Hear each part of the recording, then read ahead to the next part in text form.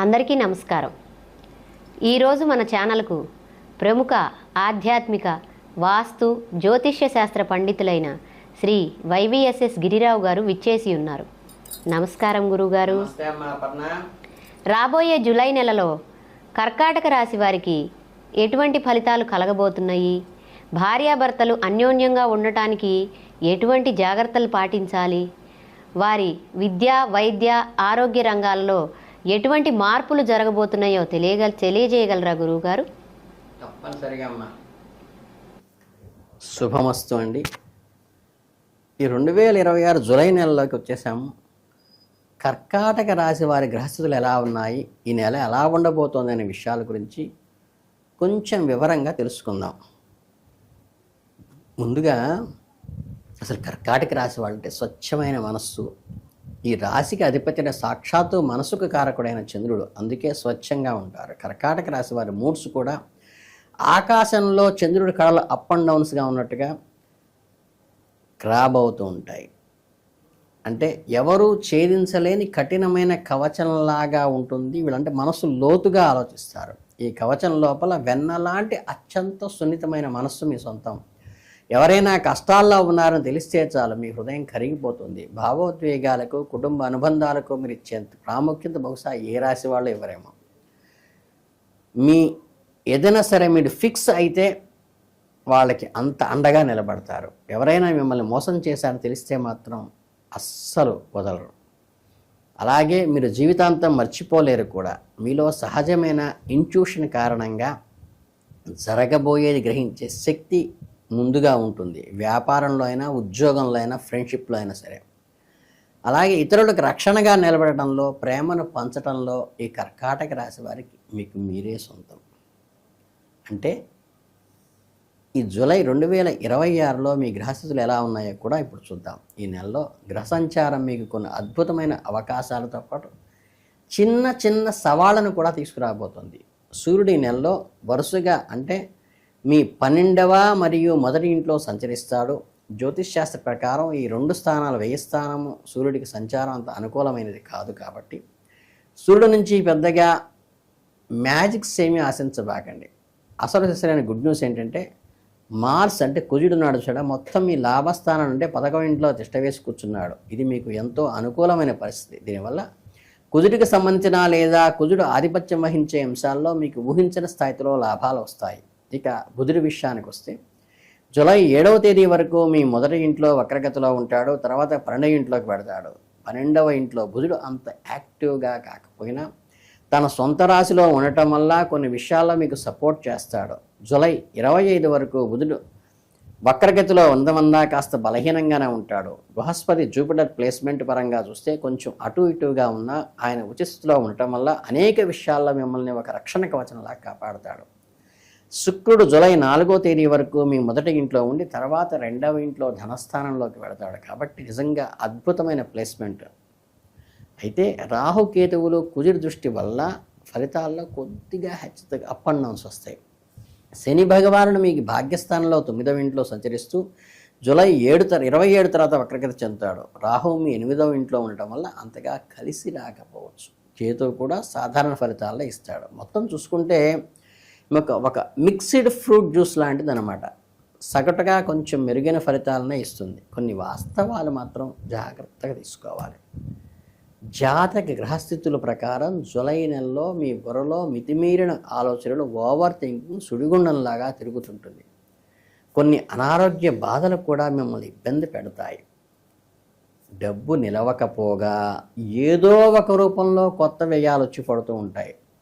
గుర్తుపెట్టుకోవాల్సిన విషయం ఏంటంటే ఈ సమయంలో మీరు ఎవరినైనా గుడ్డిగా నమ్ముతారో ఆ నమ్ముకున్న వారే మిమ్మల్ని మోసం చేసేటువంటి పరిస్థితి వస్తుంది. కనుక చాలా జాగ్రత్తగా ఆచితూచి వ్యవహరించండి చుట్టుపక్కల వారితో. ఉదయం లేవగానే ఏదో తెలియని నిరుత్సాహం మిమ్మల్ని ఆవహిస్తుంది.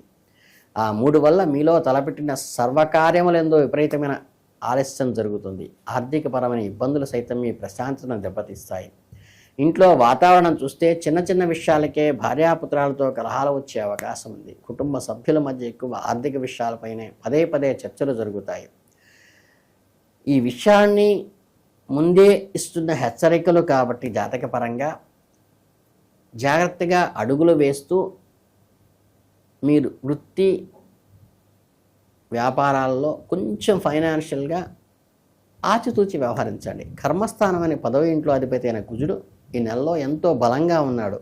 మీ ఆఫీసులో పడే కష్టానికి శ్రమకు 100% ఫలితం అయితే తగ్గుతుంది. మీ లక్ష్యాన్ని టార్గెట్స్ను సునాయాసంగా పూర్తి చేస్తారు. ఒక విజేతగా నిలబడతారు. మీ పనితీరు చూసి మిమ్మల్ని అంతగా ఇష్టపడిన బాసులు కూడా మిమ్మల్ని చూసి మెచ్చుకుంటారు. ఫైనాన్షియల్గానే డల్గా ఉంటుంది. ఆఫీస్ పాలిటిక్స్ అన్నీ పటాపంచలైపోతాయి. మీకు హీరో అవుతారు.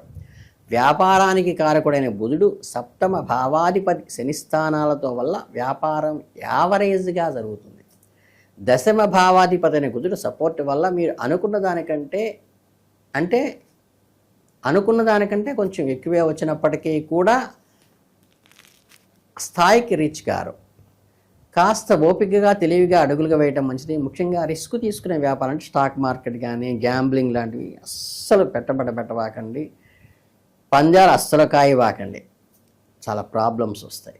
అలాగే ఆర్థికంగా జూలై నెలలో మీకు ఎటువంటి ఫలితాలు పర్ఫెక్ట్గా ఇస్తాయంటే, శుక్రుడు జూలై 4వ తేదీ వరకు ధనకారకుడైన బృహస్పతితో కలిసి మీ మొదటి ఇంట్లో ఉంటాడు కాబట్టి, జూలై 4 తర్వాత 2వ ఇంట్లో ధనస్థానంలో వెళతాడు కాబట్టి గ్రహస్థితి మీ పర్సుకు చాలా మంచిది. మీరు పడిన కష్టానికి తగ్గ ఫలితం అయితే వస్తుంది. బోనస్లు, అనుకోని డబ్బులు చేతికందుతాయి. కర్మస్థానాధిపతి లాభస్థానంలో ఉండటం వల్ల మీ వృత్తి ద్వారానే ఆదాయం ఎక్కువ వస్తుంది. ఇక్కడ చిన్న ట్విస్ట్ ఏంటంటే, మీ చేతిలో డబ్బు అయితే బాగా వస్తుంది, కానీ ఆ డబ్బుని పొదుపు చేద్దాం అనుకుంటే మాత్రం వర్కౌట్ అవ్వదు. అది మళ్ళీ ఇంకో ఇన్వెస్ట్మెంట్కే ఖర్చు అయిపోతూ ఉంటుంది. పైగా 2వ ఇంటిపై రాహువు, కేతువు, కుజుడి ప్రభావం గట్టిగా ఉంటుంది కాబట్టి దీనివల్ల ఆదాయం ఎంత వస్తుందో మీకు తెలియకుండా అంత ఖర్చు అక్కడ రెడీగా ఉంటుంది. జేబులో డబ్బులు అలా వచ్చి ఇలా వెళ్ళిపోతూ ఉంటాయి. పైన చెప్పుకున్నట్లుగా ఇంట్లో ఆర్థిక విషయాలపై చర్చలు కూడా ఈ ఖర్చుల వల్లే ఏర్పడతాయి. కాబట్టి అనవసరమైన ఆడంబరాలకి, లగ్జరీలకి పోకుండా బడ్జెట్ ప్లాన్ చేసుకొని ఖర్చు పెట్టుకోండి. కర్కాటక రాశి అధిపతి అయిన చంద్రుడు చాలా వేగంగా కదిలే గ్రహం కాబట్టి రోజువారీ మూడ్స్ కూడా అలాగే మారుతూ ఉంటాయి. మీ మొదటి ఇంట్లో బృహస్పతి, జూపిటర్ ఉచస్థితిలో ఉండటం వల్ల మీకు ఒక పెద్ద రక్షణ కవచంలా ఉంటుంది. మీకు గతంలో ఏదైనా అనారోగ్య సమస్యలు ఉంటే అవి ఈ నెలలో చాలా వరకు తగ్గిపోతాయి. ఆరోగ్యం మెరుగవుతుంది. సాధారణంగా 6వ ఇంటి రోగస్థానాధిపతి మొదటి ఇంట్లో ఉండటం మంచిది కాదు, కానీ అది శుభగ్రహమైన బృహస్పతి కావటం వల్ల మీకు నెగిటివ్ రిజల్ట్స్ రావు. కానీ ఇక్కడే మీకు ఒక విషయంలో చాలా అలర్ట్గా ఉండాలి. బృహస్పతి మొదటి ఇంట్లో ఉన్నప్పుడు మనిషికి తిండి మీద వ్యామోహం విపరీతంగా పెరుగుతుంది. టేస్ట్ కోసం జిహ్వచాపల్యాన్ని ఆపుకోలేక పడని ఫుడ్ అంతా లాగించేస్తారు. జంక్ ఫుడ్, బయట ఆహారం ఎక్కువగా తినడం వల్ల అబ్డామినల్ సంబంధించిన డిజార్డర్స్ వచ్చే ఏర్పాటు ఉంది. మిమ్మల్ని చుట్టుముట్టేటువంటి సమస్యలు ఆరోగ్యకారకుడైన సూర్యుడు కూడా ఈ నెలలో అనుకూలంగా లేకపోవడం వల్ల వస్తుంది. మీ ఆహారపు అలవాట్లను మీ కంట్రోల్లో పెట్టుకుంటే ఈ నెలలో ఆరోగ్యానికి వచ్చిన డోకా అయితే ఏమీ లేదు. మీ రొమాన్స్, వైవాహిక జీవితంలోకి వచ్చినట్టయితే ప్రేమకారకుడైన కుజుడు ఈ నెలలో శుక్రుడు రాశితో లాభస్థానంలో ఉండటం వల్ల ఈ లైఫ్ కలర్ఫుల్గాను, లవ్ లైఫ్ బాగుంటుంది. పార్ట్నర్తో చాలా రొమాంటిక్గా గడుపుతారు. కుజుడి వక్ర దృష్టి వల్ల మధ్య మధ్యలో చిన్న చిన్న వాదనలు, ఆపదోపాలు, అలకలు లాంటివి వస్తాయి. ఇక్కడ బృహస్పతి తన 5వ ఇంటి దృష్టితో సహాయం చేస్తాడు. మీరు కాస్త మెచ్యూర్డ్గా అర్థం చేసుకొని ఆలోచిస్తే చిన్న గొడవలు కూడా మీ ప్రేమను పెంచుకునే మధురమైన క్షణాలుగానే మారతాయి. ఆ అలకలు కూడా ఎవరైతే తమ ప్రేమను పెళ్లిపీటల దాకా తీసుకువెళ్ళాలనుకుంటారో, ఎంగేజ్మెంట్ చేసుకోవాలంటారో వారికి నెలలో పెద్దలతో మాట్లాడడం చాలా అనుకూలమైన శుభ సమయం. ఇక పెళ్ళైన వారి విషయానికి వస్తే మీ 7వ భావాధిపతి వైవాహిక స్థానం శని కొద్ది కాలంగా యావరేజ్ పొజిషన్లో ఉన్నప్పటికీ మిగిలిన గ్రహ సపోర్ట్ వల్ల మీ కాపురం సాఫీగానే సాగిపోతుంది. అప్పుడప్పుడు భార్యాపుత్రాలతో కలహాలు వచ్చినా మీలోని సర్దుకుపోయే తత్వం వలనే అన్నీ సర్దుకుపోతాయి. కుటుంబ పరంగా చూస్తే సూర్యుడు 12వ ఇంట్లో ఉండటం వల్ల కుటుంబ స్థానంపై రాహుకేతువుల ప్రభావం వలన కుటుంబ వ్యవహారాలు చాలా సున్నితంగాను ప్రేమతో డీల్ చేయవలసిన అవసరం ఉంది. ఎవరితోనూ పరుషంగా మాట్లాడకండి.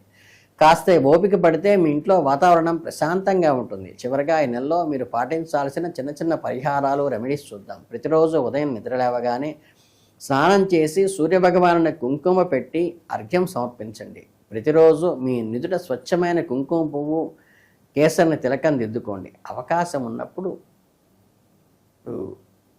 చిన్న పిల్లలకి తీపి పదార్థాలు పెట్టడం వల్ల బాలికలకి మీకు శుభం జరుగుతుంది. అలాగే మీరు చక్కగా నా వీడియోలు జాగ్రత్తగా చూస్తూ లైక్ కొట్టండి. మీ అందరికీ ఈ మాసం శుభం జరగాలని మనస్ఫూర్తిగా కోరుకుంటూ శుభమస్తు. చాలా ధన్యవాదములు గురువుగారు. కర్కాటక రాశి వారు తీసుకోవలసిన జాగ్రత్తలు, పాటించవలసిన నియమాలు, పఠించవలసిన మంత్రాలు చాలా బాగా వివరించారు. ధన్యవాదములు.